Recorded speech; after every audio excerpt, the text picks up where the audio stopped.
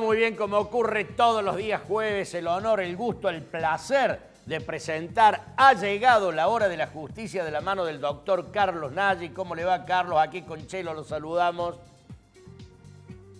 Raúl, Marcelo, un gusto, un Un placer. gusto, doctor. Y qué mejor que tenerlo a usted, el número uno en casos penales en Córdoba, para hablar justamente del tema que estábamos tocando recién respecto a este policía que fue abordado por los motochorros. No, para. Yo le voy a dar la crónica al doctor. Pero si él la debe haber No, leído. no, la he leído. Pero hay varios detalles que el doctor va a ver que cambia mucho. Sí. Va con una moto, lo abordan, en ningún momento sacan el arma, aunque después se constata que la tienen, doctor. Cuando ha sido abordado por dos personas, la persona que iba en la motocicleta se aborda, empieza un forcejeo y en el forcejeo el dueño de la moto se da cuenta que estaban armados, hay un intercambio de disparos y en ese intercambio de disparos cae uno delincuente, el otro se da prófugo y después cuando se hace la primer pericia se da con que el delincuente abatido tiene 13 orificios. O sea, 13 Claro, disparos. muchos son de entrada y salida. Pero bueno, yo lo quiero escuchar al doctor, No, que pero- seguro ha leído usted pero esto, con Carlos. este dato, Y no, hoy la fiscal, Copelo, que usted la debe conocer, lo dejó en libertad momentáneamente al policía. ¿Su opinión, doctor? Bueno, partiendo del relato que ha efectuado Marcelo, tenemos una situación muy clara.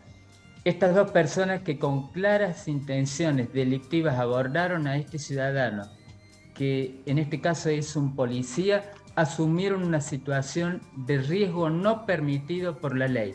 Se colocaron en una posición de autopuesta en peligro.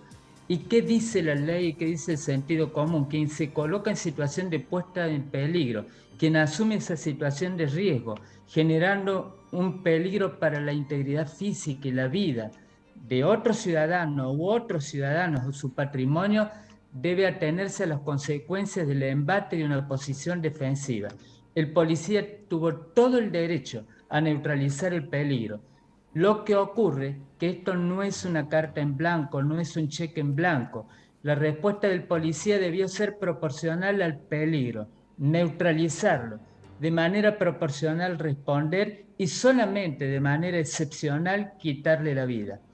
Dicho esto, teniendo en cuenta que fueron 13 los disparos, en la medida en que no exista un disparo proveniente desde el otro costado, aparece como excesivo. Estamos frente a una situación en términos de probabilidad de exceso en la legítima defensa. ¿Tuvo derecho el policía de defenderse? Sí. ¿Disparar? Sí.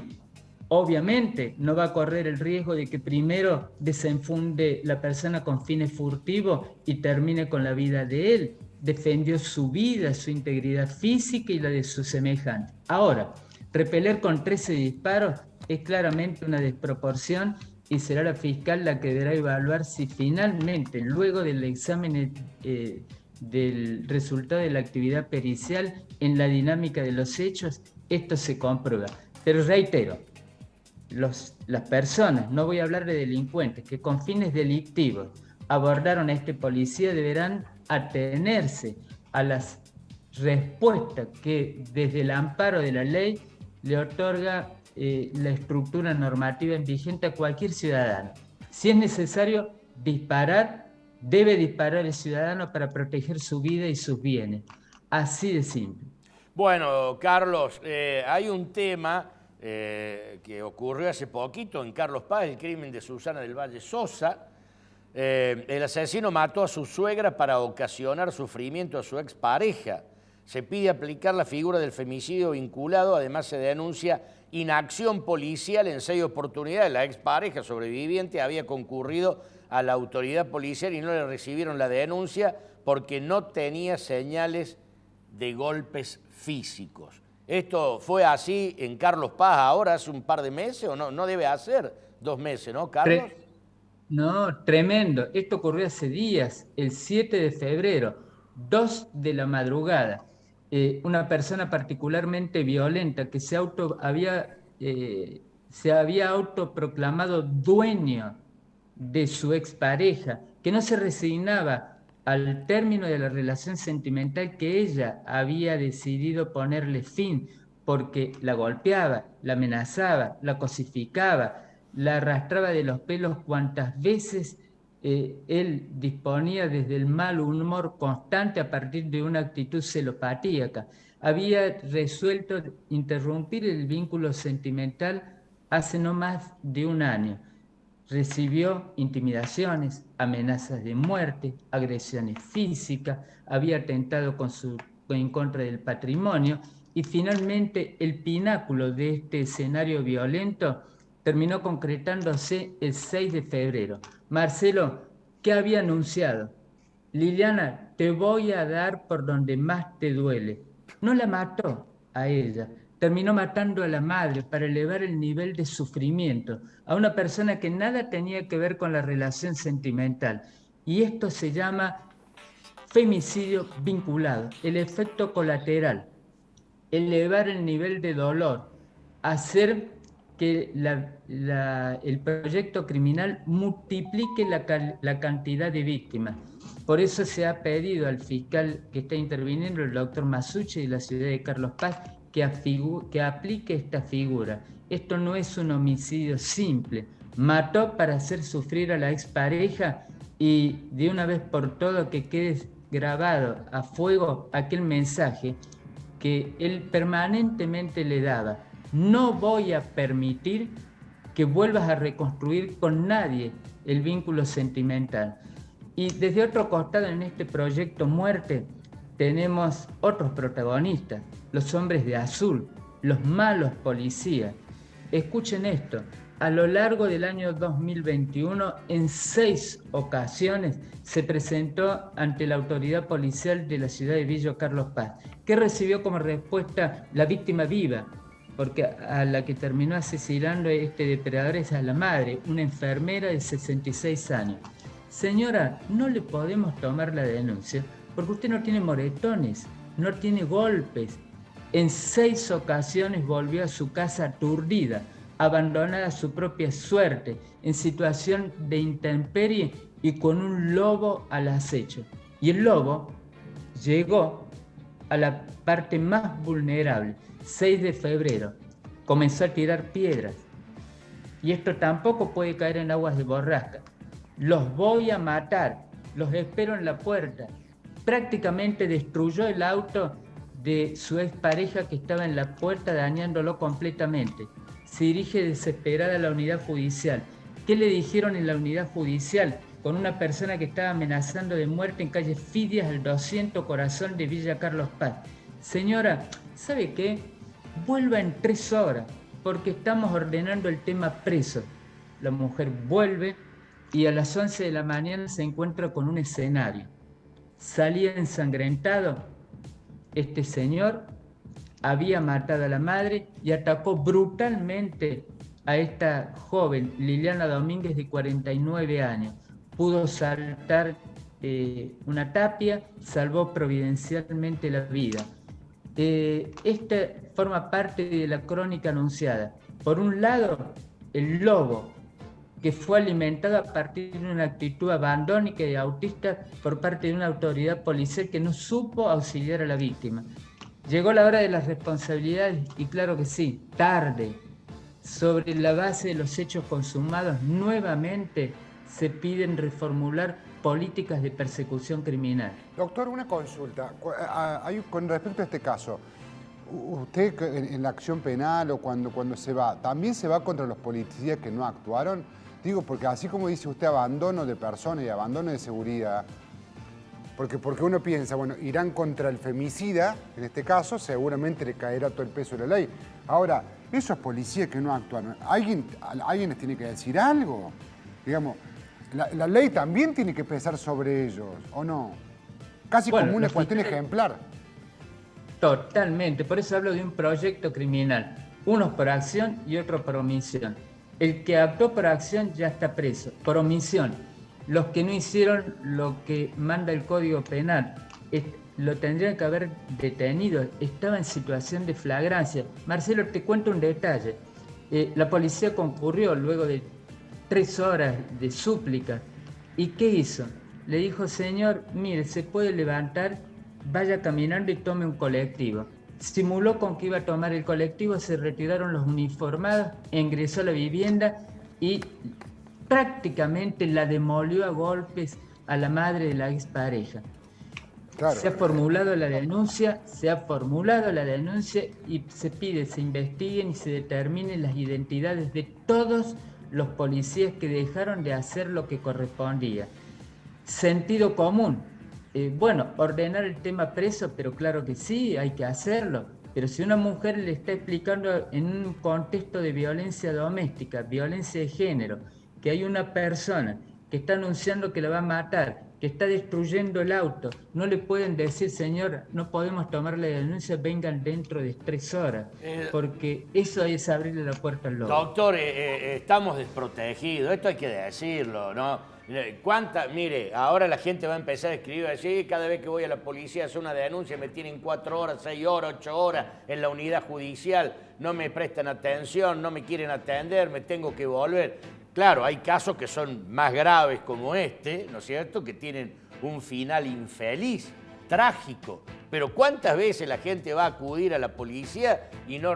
¿Qué dice el protocolo ante esto que uno va y dice, che, me están amenazando de muerte a mí o a mi mamá? Me acaban de destruir el auto. Me acaban de destruir el auto. Y dice, bueno, no, vení dentro de 3 horas. ¿Qué dice el protocolo? ¿No hay algo escrito? El protocolo es el Código Penal y el Código de Procedimiento Penal. Y el otro elemento a tener en cuenta es el criterio, el sentido común. Parece ser que no le enseñaron a algunos uniformados lo que es el concepto de flagrancia. Si alguien está cometiendo un delito y es sorprendido en momentos en que está llevando a cabo la rapiña delictiva, debe actuar de oficio y proceder a la detención, no esperar que acomoden los presos, que la persona se traslade hasta el lugar donde está la dependencia policial, porque existe peligro de que sea interceptado por este sujeto agresivo y puede atentar contra su integridad física o contra su vida. Hay una gran irritación social, hay una crisis de confianza en la autoridad policial que lamentablemente a diario nos encontramos con este tipo de situaciones. No tan graves, pero no esperemos que termine en una tragedia para corregir conductas, formas de procedimiento, modalidades de atención, formas de canalizar el pedido de auxilio de una persona que está en situación de riesgo. Doctor, la última pregunta. En la causa Alan Amoedo es este señor que asesinó a 2 personas y hirió gravemente a otra en la circunvalación, pericialmente comprobado que estaba con altos índices de alcohol circulando a altas velocidades en la circunvalación, en una ruta en donde no se puede circular habiendo tomado alcohol, y estaba excedido en la velocidad casi en un 30% de lo permitido por la ruta. Asesinó a 2 personas, ahora se debate la justicia en si es culposo o es dolo eventual.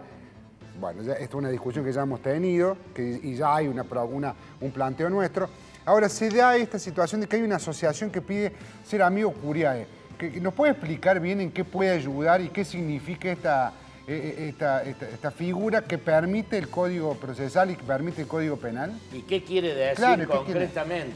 Para que la gente lo entienda. Claro. Y agrego algo más, si es necesario la intervención de los amigos del tribunal o de un querellante en este tipo de causas. Claro que es necesario, formidable, una enorme contribución frente a un poder judicial. Me estoy refiriendo a algunos criterios donde resisten aplicar la figura del dolo eventual. Estamos hablando de homicidas al volante, que honran la cultura de la muerte, que actúan de manera temeraria. Es algo así como un arma de fuego, con la única diferencia que el